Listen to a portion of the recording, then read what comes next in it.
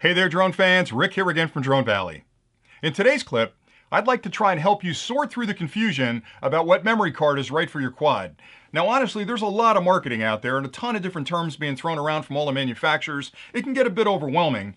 At the end of the day, there's only a couple of specifications you need to worry about, and I can't really pick the best card for you because everybody's got different flying needs, but I'll go through the technology, explain what the terms mean, and at the end I'll come back and give you some conclusions about what cards I use and maybe a couple of choices for cards you might want to use with your quad. So stay tuned and I'll get into the technology next. I'd like to start off by showing you the two most common memory card sizes in the market today.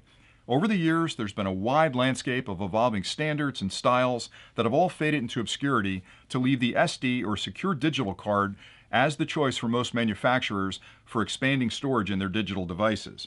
These cards come in two sizes, the SD card, which is the larger version, and the micro SD card, which is the smaller version. All the technology I'm going to talk about through this presentation applies to both cards. Choosing the right memory card comes down to two fundamental considerations: size and speed. Now with size, the SD standard provides for cards as small as 8 gigabytes all the way up to 2 terabytes. Even though the larger cards haven't been developed yet, they will be released in the future.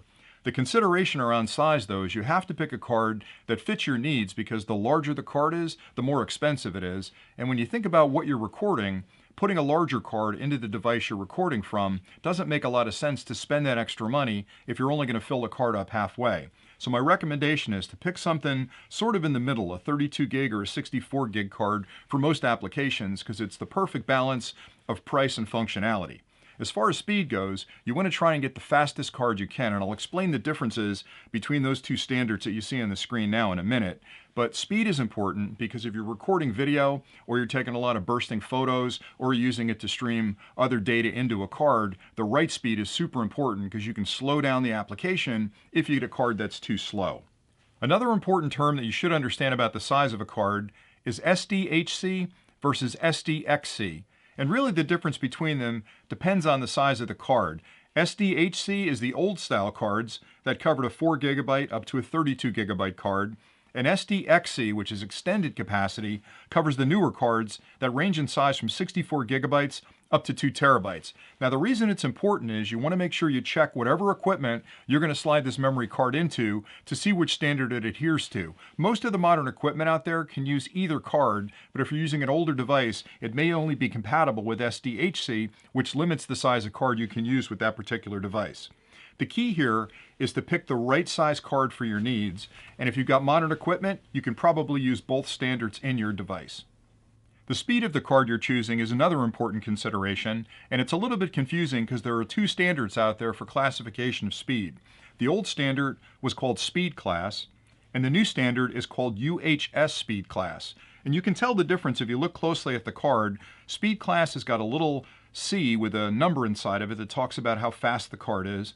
The newer standard has a U, like a little bucket, with a number in it, again, delineating how fast the card is. And I'll explain the difference between them in the next section. First, I'll explain the original Speed Class because you'll still see it being used on a lot of the cards on the market today. This Speed Class basically has 5 categories that range in speed from 2 to 10 megabytes a second.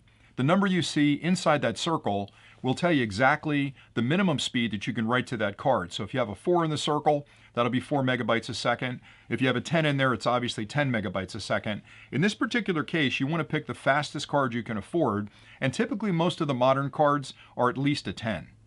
The more modern standard is called UHS Speed Class, and today it's available in 2 categories, U1 or U3. Other categories might be added in the future as larger and faster cards are released.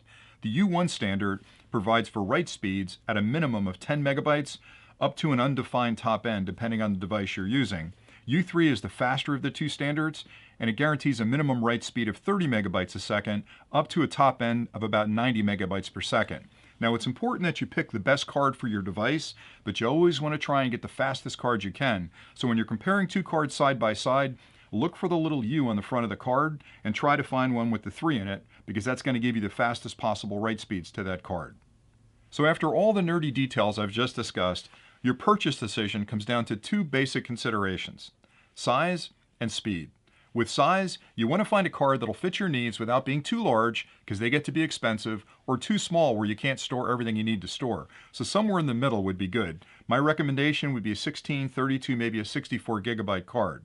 As far as speed goes, you want to try and get the fastest card you can afford. Now, if you're not going to be shooting a lot of high definition video or bursting photos or storing a lot of data on the card, you don't really need a fast card, and why would you pay more money for that if you don't need it? So you can stick with the classification 10, which would be great for 1080p video, really good for pictures and storing a lot of data. If you are going to be recording 4K video or taking a lot of high definition pictures, especially if you're bursting, you're going to want to go for a U3 card, which again are the most modern standards for speed. And again, you can pick whatever size you want. 32 and 64 gigabytes are my two choices there. But the key is there's a lot of marketing out there, and your consideration comes down to just size and speed. Everything else is just noise and marketing. And there are companies out there that are making up terms every day to try and entice you to move to their card. Just keep these basic factors in mind, and you'll get the best card for your need at the lowest price. So there you have it, and I hope you found that section helpful. I tried to give you all the information you need to easily and quickly compare one card against another to find the perfect memory card for your quad. And I know it's confusing, it's almost like you need a secret decoder ring to sort of compare them against each other, but when you understand what the terms mean, the way I've explained them, it should be an easy process for you to put one card up against another and pick the right one between the two. Now, I'm not going to give you recommendations on what brand to go with. I like SanDisk.